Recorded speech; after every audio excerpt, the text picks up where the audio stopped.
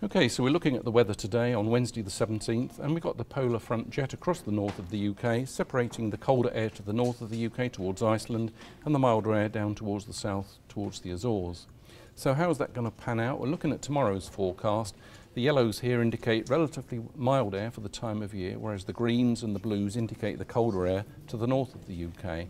So that was Thursday. As we move ahead to Friday, that warmer air pulling away to the southeast into the continent, allowing the colder air to come in to the remainder of the UK. Strong winds, a fair number of showers around, and these will be wintry over the higher ground in the north, but generally not expecting those to extend into southern areas. Carrying on into Saturday, still the same sort of pattern where we've got showers still coming down, but they will be tending to ease with time from the west because warmer air coming in again from the Atlantic. So as we go through to midday Sunday, back into the very mild air again coming in from the Atlantic, and the wintry showers now confined to the far northwest and northeast.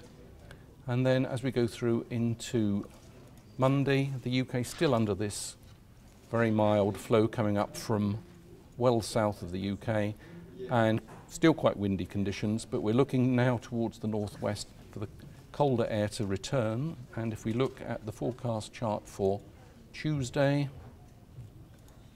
we can see the cold air starting to make its way down, with the warm air still over the country on Tuesday. But by Wednesday, the cold air has moved into the UK. So on Christmas Eve, which this chart represents at midday, you can see quite a strong northwesterly flow across the country. A lot of showers around. They will be wintry over the northern hills, but generally down in the south of rain, possibly hail.